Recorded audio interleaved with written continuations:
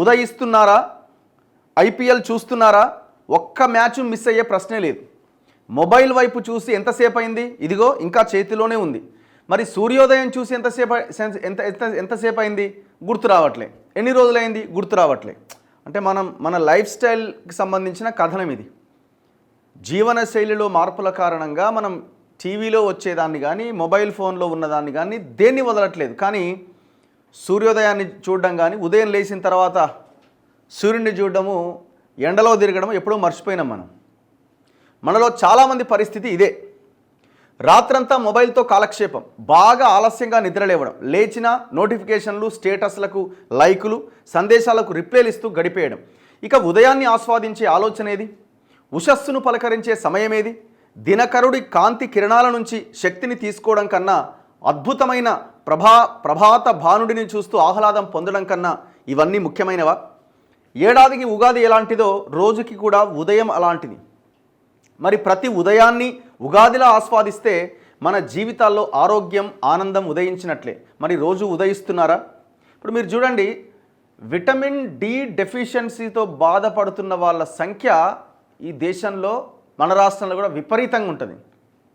ఎందుకంటే మనం అసలు ఎండ అనేది తెలియదు మనకి, బయటికి అడుగే పెట్టాం. మేము ఇంత తిరిగినా ఇప్పుడు నాకు కూడా విటమిన్ డి డెఫిషియన్సీ ఉన్నది. కారణాలు అనేకం కావచ్చు.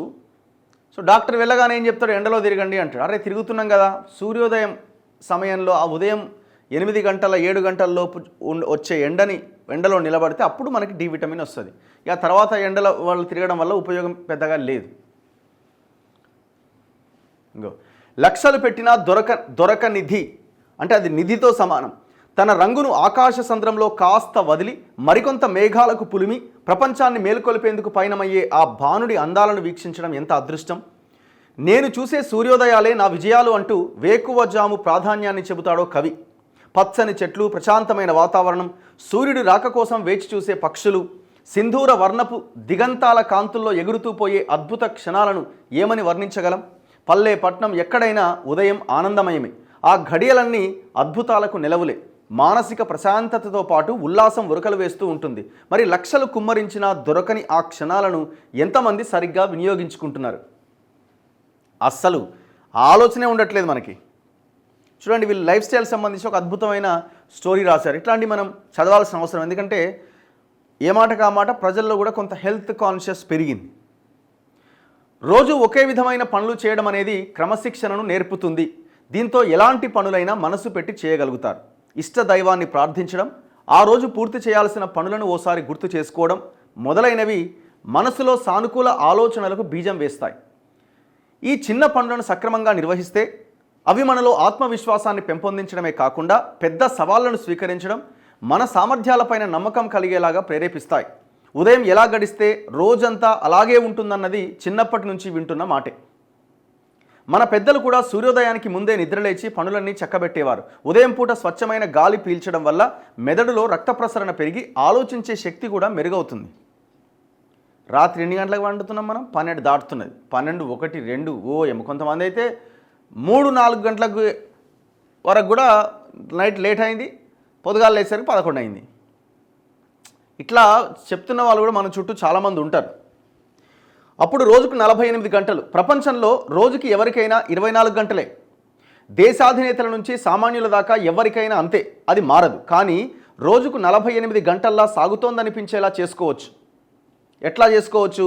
తెల్లవారుజామునే లేస్తే సూర్యోదయం కల్లా రోజువారీ రొటీన్ కార్యక్రమాలన్నీ పూర్తి చేసుకుంటే అది సాధ్యమవుతుంది.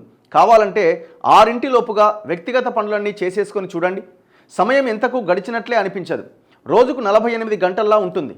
ముందు రోజు పడుకున్న సమయం మీద ప్రశాంతత ఆధారపడి ఉంటుంది. కాబట్టి రాత్రి తొందరగా పడుకునేందుకు ఉపక్రమిస్తే ఉదయం త్వరగా లేవచ్చు. ఆరంభంలో ఈ అలవాటు కాస్త ఇబ్బందులకు గురి చేయొచ్చు, కానీ కొన్ని రోజుల ప్రయత్నాలు విజయం దిశగా నడిపిస్తాయి. అంటే మనకు టైం డ్యూరేషన్ కూడా ఎక్కువ అనిపిస్తుంది. డే ఎక్కువ సమయం ఉన్నట్టుగా అనిపిస్తుంది. 11 దాకా బంతితే ఏముంటుంది? ఆ క్షణాన్ని నెగ్గాలట. ఏ క్షణం అది? ఆలోచన బాగానే ఉన్నా చాలామందికి చేయాలని ఉంటుంది, కానీ ఆచరణలోనే చాలామంది ఇబ్బంది పడుతూ ఉంటాం. రేపటి నుంచి పొద్దున్నే లేవాలి అనుకుంటాం, ఇది అందరిలో ఉండే ఇది. తీరా పొద్దున బద్ధకంలో పడిపోతాం. రాత్రి పెట్టుకున్న అలారం మోగినా దాన్ని మరో 15 నుంచి 20 నిమిషాలు స్నూజ్ చేస్తూ ఉంటాం. ఒకసారి 2 సార్లు, కొంతమంది మోగుతూనే ఉంటుంది. ఒక్కసారి 2 సార్లు 3 సార్లు 10 సార్లు కూడా మనం అప్పటికి కూడా లేవం.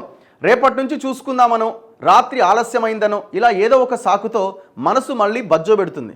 అలా అనిపించే ఆ బద్ధకపు క్షణాన్ని గెలిస్తే, ఆ లిప్త కాలం పాటు మనసు మాయలో పడకుండా ఉంటే, కమ్ముకునే సాకులను తోసేసి మనపై మనం గెలిస్తే ప్రపంచాన్ని గెలవడానికి ప్రభాత భేరి మోగినట్లే.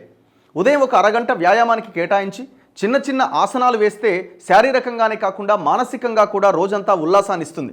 క్రమం తప్పకుండా నడక లేదా జాగింగ్ చేయడం, మీకు నచ్చిన పాటకు ఒక స్టెప్ వేయడం, యోగా లేదా ధ్యానం చేయడం, సైక్లింగ్, స్విమ్మింగ్, ఆటలాడడం వంటి ఏదో ఒక ఆరోగ్యకరమైన అలవాటు ఆరోగ్యాన్ని పెంచుతుంది, ఆత్మవిశ్వాసాన్ని పెంపొందిస్తుంది. ఉదయాన్నే లేచేందుకు మాకు సమయం లేదు, మా ఉద్యోగానికి కుదరదు అనేవారు ఎవరైనా వారానికి ఒకసారైనా ఉదయానందం అనుభవించవచ్చు. అట్లీస్ట్ ఇట్లా చాలా అద్భుతమైన కథనం ఇది. అలా వృధా కానియొద్దు. ఉదయం లేవడంతో ఆరోగ్యానికి మేలు చేసే క్రియలన్నీ జరుగుతాయి. శరీర ఆరోగ్యానికి ఎంతో ప్రయోజనకరమైన విటమిన్ డిని కూడా పొందవచ్చు. అయితే ఇప్పుడు ఆ ట్రెండ్ మారింది. నిద్ర లేచామా, ఫోన్ పట్టామా, స్టేటస్లు చూసామా, చాటింగ్ చేశామా, ఇదే చాలామంది తమ రోజువారీ అలవాటుగా పాటిస్తున్నారు. అదే పనిగా ఫోన్ చూస్తూ గంటల కొద్ది సమయాన్ని కోల్పోతున్నారు. సామాజిక మాధ్యమాల్లో వచ్చే చెత్త కంటెంట్ కారణంగా కొన్నిసార్లు గందరగోళానికి గురై ఆ రోజంతా అదే ఆలోచనలో గడుపుతూ ఉంటారు. వ్యక్తిగత ఆలోచనలు దారి మళ్ళేలా చేసుకుంటున్నారు. మన రోజుపైన ప్రభావం చూపే ఈ అలవాట్లను చిన్న చిన్న మార్పులతో దూరం చేసుకోవచ్చు. రోజంతా ప్రశాంతంగా గడపచ్చు.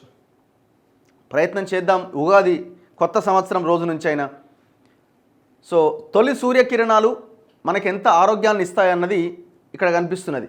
మనకు జవము జీవము ఇచ్చేది సూర్యుడే.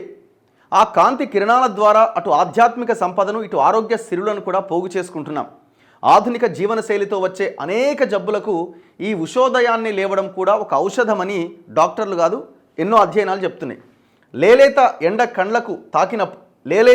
కండ్లకు తాకినప్పుడు మెదడులో ఉత్పత్తి అయ్యే సెరటోనిన్ హార్మోన్ మనసును ఉల్లాసభరితం చేస్తుంది. ఉదయం ఎండ తగిలిన వారికి రాత్రిపూట మెలటోనిన్ హార్మోన్ మరింత త్వరగా ఉత్పత్తి అయి రాత్రి బాగా నిద్రపడుతుందని అధ్యయనాలు చెబుతున్నాయి. సూర్యరశ్మి నుంచి ఉత్పత్తి అయ్యే డి విటమిన్ ఎముకల బలానికి, రోగ నిరోధక శక్తికి చాలా కీలకం. షుగర్, గుండె జబ్బులు, క్యాన్సర్లు రాకుండా సూర్యుడి తొలి కిరణాలు కాపాడుతాయి. ఆ సూర్యుడి నులివెచ్చని కిరణాలు శరీరంలోని కొవ్వు కణజాలాన్ని కూడా కరిగిస్తాయి. ఫలితంగా బరువు కూడా అదుపులోకి వస్తుంది. సూర్యరశ్మి వల్ల చర్మం పాలీపెప్టైడ్ను ఎక్కువగా విడుదలయ్యేలా చేస్తుంది. ఇది బ్యాక్టీరియా, వైరస్ల ద్వారా సంక్రమించే ఇన్ఫెక్షన్లను సమర్థంగా ఎదుర్కొనేలాగా శరీరానికి తోడ్పడుతుంది. సూర్యరశ్మి వల్ల తయారయ్యే కాల్సిటోనిన్ జీన్ రిలేటెడ్ పెప్టైడ్ చాలా రకాల సైటోకైన్లను నియంత్రిస్తుంది. అందువల్ల సోరియాసిస్ వంటి చర్మ సమస్యలు నయమవుతాయని పరిశోధకులు చెప్తున్నారు. ఇన్ని రకాల ప్రయోజనాలు ఉన్నాయి పొద్దుగాల లేచి జర ఎండకు నిలబడితే. సో దయచేసి ఇవాళ ఉగాది, అందుకే ఈ మొత్తం స్టోరీ ఎందుకు చదివినానంటే మన జీవన శైలిలో మార్పులే మన ఆరోగ్యాన్ని మెరుగుపరుస్తాయి. రకరకాల జబ్బులు రాకుండా, డాక్టర్లకి, హాస్పిటళ్ళకి వేలకు వేలు కుమ్మరియకుండా కొంత మనం ప్రశాంతంగా బతకడానికి అవకాశాన్ని ఇస్తాయి. సో దయచేసి దీన్ని ఫాలో అవ్వాల్సిన అవసరం ఉన్నది. నెక్స్ట్ ఇవాళ